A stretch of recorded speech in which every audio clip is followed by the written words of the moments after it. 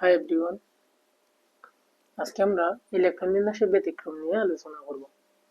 আমাদের নবম দশম শ্রেণীতে ইলেকট্রন বিন্যাসের ব্যতিক্রম বলতে শুধুমাত্র ক্রোমিয়াম এবং কপারের ব্যতিক্রমটাই যেহেতু পরীক্ষায় আসে, এটা খুবই গুরুত্বপূর্ণ। আর এগুলো নিয়ে আমরা আলোচনা করব, ক্রোমিয়াম এবং কপারের ইলেকট্রন বিন্যাসের ব্যতিক্রম।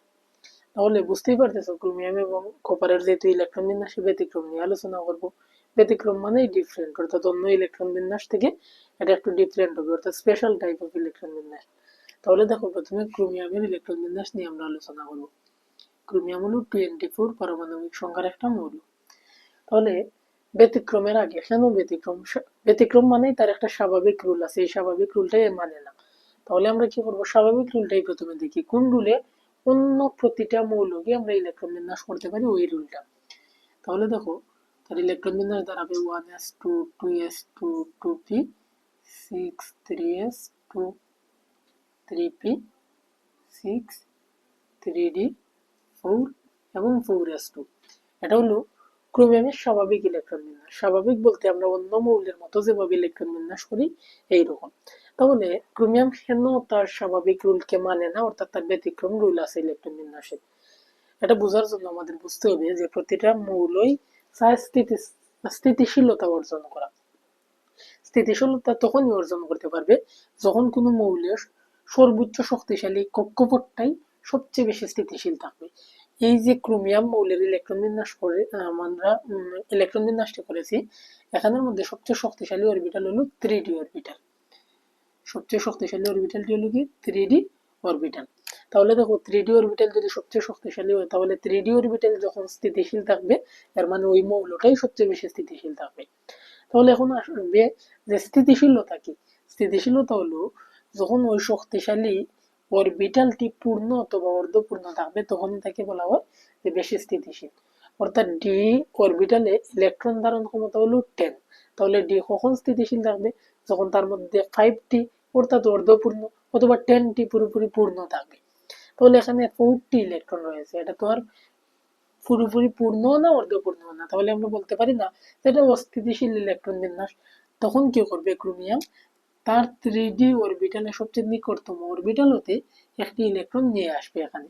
তাহলে ইলেকট্রন বিন্যাসটা কিভাবে দাঁড়ায় দেখো তো, 1s2 2s2 2p6 3s2 3p6 3d। যেহেতু 4s থেকে একটি ইলেকট্রন নিয়ে আসলো, তাহলে এটা হয়ে যাবে 3d5 এবং 4s1। এর মানে এটা হলো ব্যতিক্রম ইলেকট্রন বিন্যাস, অর্থাৎ যেটা সঠিক ইলেকট্রন বিন্যাস। এখন ক্রোমিয়ামের ইলেকট্রন বিন্যাসটা দেখলাম আমরা। তাহলে দেখো তো, এখান থেকে তার গ্রুপ এবং পর্যায়টি কিভাবে নির্ণয় করব। পর্যায়টি কিভাবে নির্ণয় করব আমরা দেখি। পর্যায় কিভাবে নির্ণয় করি? পর্যায় নির্ণয় করি আমরা তার সর্বশেষ কক্ষপথ নম, অর্থাৎ ওই মৌলটির সর্বশেষ ইলেকট্রনটি কোন কক্ষপথে প্রবেশ করেছে, 4 নং কক্ষপথে, অর্থাৎ তার পর্যায় 4। তাহলে গ্রুপটি কি? গ্রুপ, যদি কোনো মৌলের ডি অরবিটালের পরে এস অরবিটাল থাকে, তাহলে ডি অরবিটাল এবং এস অরবিটালে মোট ইলেকট্রন যোগ করলে যে ভ্যালু আসবে, এটাই তার গ্রুপ নং। তাহলে ডিতে আছে 5টি এবং এসে আছে 1, অর্থাৎ 5+1, অর্থাৎ তার গ্রুপ হলো 6। এটা হলো ক্রোমিয়ামের। এখন আমরা কপারের ইলেকট্রন বিন্যাসটি দেখবো, কপারের ব্যতিক্রম ইলেকট্রন বিন্যাস।